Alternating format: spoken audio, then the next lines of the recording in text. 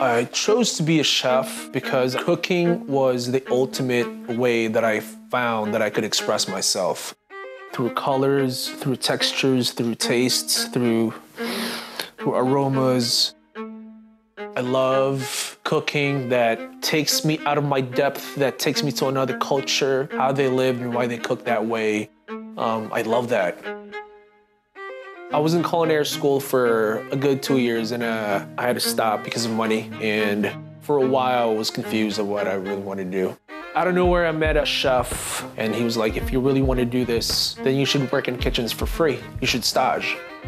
If you can do this without the money, then you should be able to do this with the money. So I finally mustered up the courage. One of the scariest days of my life. You know, I went to the back door of Alinea. Someone answered and asked him, chef, can I stage? And then he's like, who scheduled your stage? I'm like, no one. So how'd you get here? I just walked in the back door.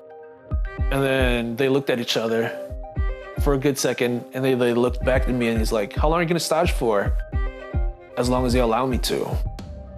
So I quit my job for good and then I staged at Alinea 15 hours a day, 5 days a week. I was so broke I couldn't afford toothpaste. And that's not metaphorically, literally I couldn't afford anything. I wasn't making any money, but I was eating the best food in the world.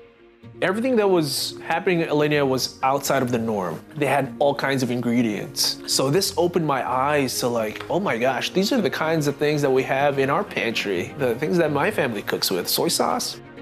In Alinea? Really? When I decided to become a chef, I sort of rejected the idea that I was gonna cook Filipino food ever in my life. And then I see and I understand how they build flavors. And when you build flavors and when you're creative with something, there's no boundaries. And that's when I was like, if I could cook Filipino food and express it very, very differently, maybe there's something there. Maybe Filipino food doesn't really need to be buffet style kind of food. Maybe it doesn't need to be a pedestrian type of food. It doesn't stop in the kitchen. When you go home, there's a lot of learning because you realize there's so much knowledge out there. In a lot of ways, I still feel like I'm just new in this career. I feel like there's still so much I don't know. But to be married and now to have a daughter, if I thought I was already passionate about my career, then now it's time to step it up because I'm not just feeding myself anymore. I want to be in the same level with all these chefs that I admire. I want to have a Michelin star. I want to have a James Beard Award. And I do want my daughter to be proud of her dad in the future. From my humble beginnings of working for free to prayerfully, hopefully having my own restaurant. And that's all gonna come from cooking reimagined Filipino food.